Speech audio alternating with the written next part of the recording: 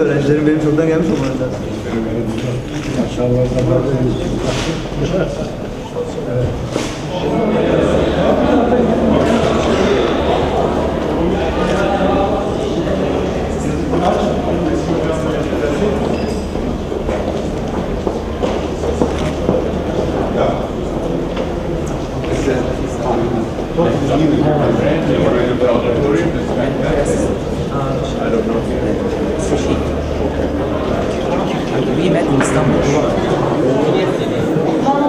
Sayın Rektörüm, Sayın Dekanlarım, İstanbul Ticaret Üniversitesi'nin değerli akademik personeli, kıymetli öğrenciler ve basınımızın değerli temsilcileri.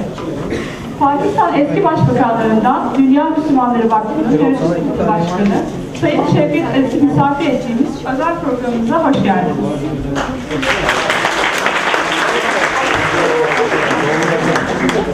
Az sonra Sayın Shaukat Aziz, 21. yüzyılda jeopolitik yapı, küresel problemler ve fırsatlar konulu bir sunum yapacaktır. Bunun öncesinde Rektörümüz Prof.Dr. Sayın Sabri Orman'ı hoş geldiniz konuşmasını yapmak üzere kürsüye davet ediyorum.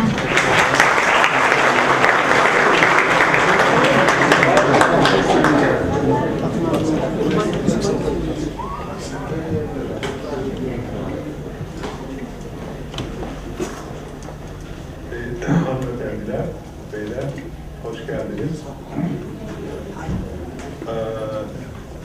Ekselansları Shaukat Aziz'i bu öğleden sonrasında bizim üniversitemizde misafir etmek bizim için hem şereftir hem de keyiftir. Kendisi hem özel sektörde hem devlet kademelerinde engin tecrübesi olan bir şahsiyettir. Özel sektör derken Citigroup'un üst yönetimine kadar yükselen bir kariyer var arkasında. Ondan sonra da Pakistan'da Maliye Bakanlığı'ndan Başbakanlığa kadar uzanan bir siyasi kariyer.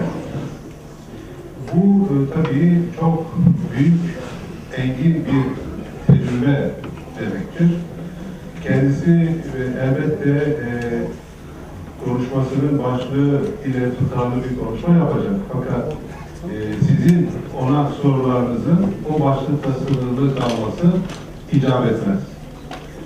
Buraya gelmeden önce kendileriyle konuştum ve bu biraz önce tasvirini yaptığım, kısa tasvirini yaptığım kariyerle ilgili olmak kaydıyla her türlü soruyu sorabilirsiniz. Dolayısıyla soruların konuşmanın konusuyla sınırlı kalması icap etmiyor. Bu arada Sayın Shaukat Aziz aynı zamanda soru almaktan çok memnuniyet duyacağını da söylüyor. Yani soru sormak rahatsız etmeyecektir. Aksine sayın misafirimizi, konuşmacımızı keyiflendirecektir. Dolayısıyla konuşmadan sonra kendisini soru yağmuruna tutmanızı bekliyorum. Bu aynı zamanda bizim üniversitemizin de performansı temsil edecektir. Misafirimiz memnun, bizim de şikayetimiz olmaz. Bu öğleden sonra çok faydalı bir konuşma yapacağımıza inanıyorum. Henüz kitaplara geçmemiş bir tecrübenin ürünlerini dinleyeceğiz. Can kulağıyla dinleyelim. Sonra da konuşmacımızı soru yağmuruna tutalım. Kendisine tekrar hoş geldiniz diyorum ve sizi de tekrar saygıyla, sevgiyle selamlıyorum.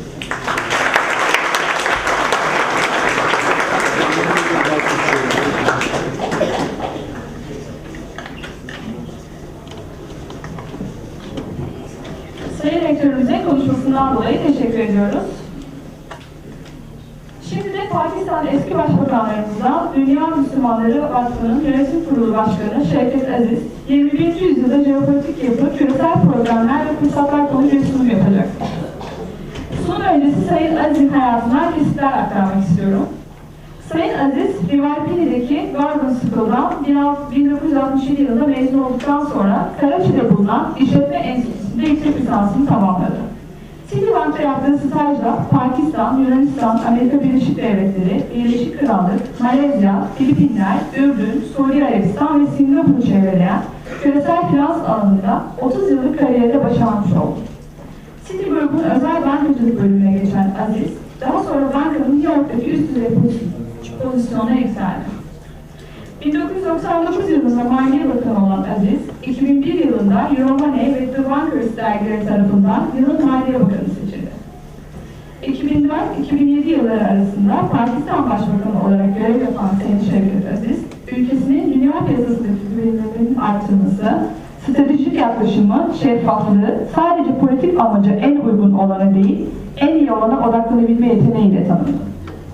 Aziz bu görevinin ardından küresel ekonomi, reformlar ve gelişmekte olan piyasalar konusundaki görüşlerini akademik çevrelerle paylaşmaya devam etmektedir. Sözü Sayın Aziz'e bırakıyorum.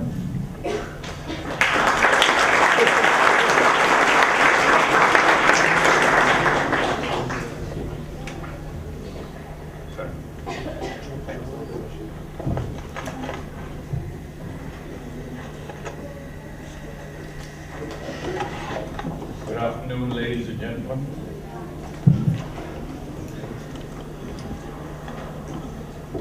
The Honorable Rector of the Istanbul Ticaret University, members of the faculty, fellow students, because I'm a student too, ladies and gentlemen, it's a real honor for me to be here with you in the historic city of Istanbul, a city which is clearly a gem for the world. On the banks of the Bosphorus, every time I come here I feel energized. And when I look at your faces, I think you are one of the luckiest people in the world to live in this beautiful city. I hope you study also and not just enjoy the Bosphorus. But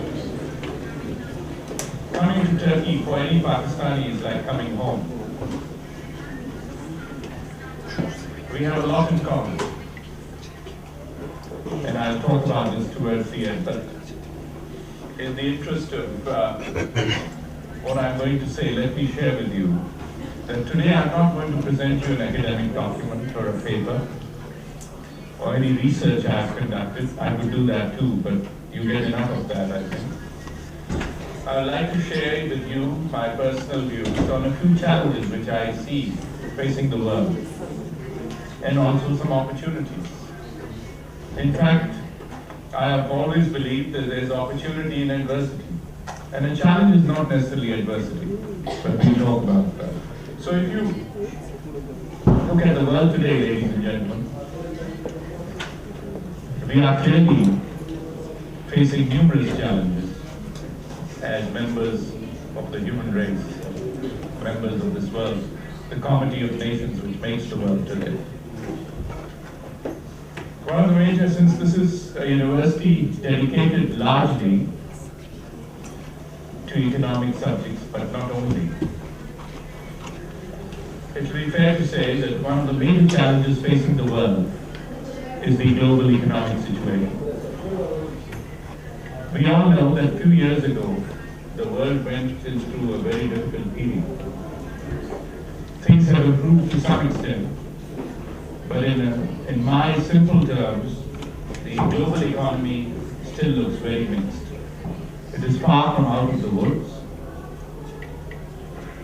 and particularly in the developed world, we have not seen the uptake or the uptick as we would have expected. However, there is opportunity, particularly in emerging markets, and we'll talk about that. If you look at the developed world, ladies and gentlemen, and the world at large, but in the developed world, there are many analyses available as to why there was a global economic crisis. Mine is very simple. It was a failure of policymakers, regulators, and practitioners of economic management in these countries. Despite the fact that we had great institutions and great governments, take the United States for example, their banks suffered the most, followed very quickly by European banks. And then the whole tsunami spread across the world. What happened? Very simply, greed and arrogance overtook wisdom and caution. I've been a banker for 30 years. Banking is in my blood. Let me tell you that the levels of greed were such that people took decisions to lend money or to conduct activities more for personal gain than for helping their company or helping their institution. Regulators also failed. In my experience of economic management in Pakistan and beyond, I always propagated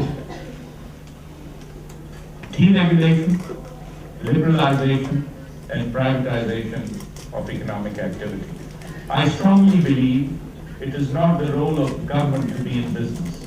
It is not the business of government to be in business. They should regulate and they should make policy. But ladies and gentlemen, deregulation does not mean abdication by the government. This is often misunderstood. I've been criticized myself that you talk of deregulation, you talk of free markets. Who will look after the consumer? Who will look after the people who need help? That's always the government role. The challenge for any government is to have strong regulatory institutions and appropriate policies. How do you get strong regulatory institutions? Because of deregulation and innovation, the products in the financial sector are changing all the time. Regulators must know as much, if not more, than the industry they are regulating. And this was the big disconnect. The industry was allowed to blossom. The regulators were not trained. They were still looking in the rearview mirror when the car was already about to hit target in front of them. And that is why we ended up this way. Then, greed. Greed in banking reached levels which were so dangerous. Everybody was worried about their next bonus and booking revenue for today at the cost of tomorrow. And that very simply led to irrational behavior. I won't go into details. If you're interested, I can take you to any detail about any country you want. But just to say at this stage that we saw in the financial sector, ladies and gentlemen, a lot of smart people. All the top universities of the world are represented in the financial sector. But what was lacking there? What was lacking, ladies and gentlemen, is wisdom. Wisdom comes with experience.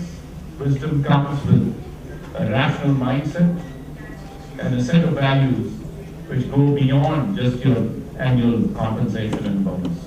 So, what's lacking today in the global financial sector, even today, is wisdom. And the lesson we have learned is that wise people will in the long run complete the marathon. The smart people will run out of energy very quickly. So the balance is somewhere in between. Now, ladies and gentlemen, there's a lot of new regulation coming. Basel III, lots of committees, G20. My fear is that we will go the other way. We may stifle innovation. We may overprovide. And that would mean more cost to the borrower. If you raise the capital limits, which I support to some extent, the cost of borrowing will go up. Cost of capital will go up. When that happens, who pays? The consumer pays. Who pays? The economy pays. Who pays? The governments pay because they are one of the biggest borrowers. And that will have its impact in the whole society. So the jury is still out.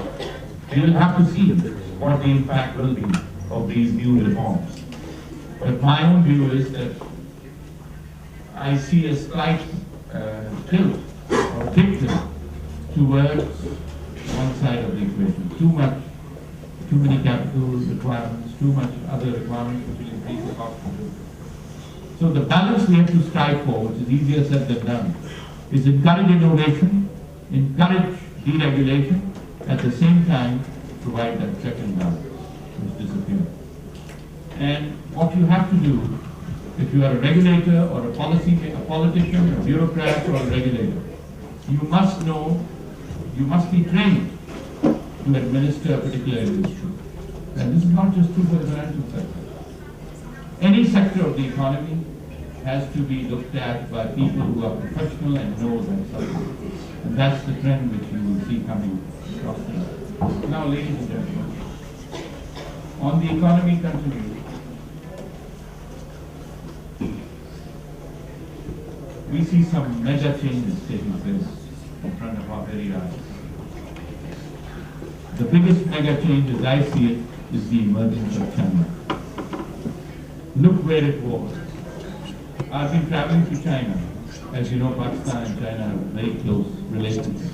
I was very pleased to hear that the Chinese Prime Minister was here maybe a month ago, or a few weeks ago. China is emerging clearly as a global economic power. China also has challenges. A global economic power because today whatever you buy in the world made in China is something you have to get used to. China is almost a factory to the world. They have excelled in production like no other country has. And we must give them credit for it. However, China now has reached a stage where it has to transition from share of muscle business, meaning physical labor or physical production capacity, to share of mind business, marketing, brand. Today, if I ask you, give me 3 brands from China, you may have difficulty. But at the same time, everything is made there. You pay 5 or 10 times the price of an Italian brand. I have nothing against Italian brand. And most of it is made in China. So you see this disconnect. So China will have to bring out its own brands. Today, every computer you buy, literally, something is made in China. But they don't have many brands which are competing. It will happen. So China I can mention many other. India is another emerging country which has done very well. But the Chinese transformation is historic. They are sitting with over $1 trillion of reserves. They are looked at by the whole world, and they are correctly, I think, pursuing the economic diplomacy to build their franchise across the world. I travel to Africa very often.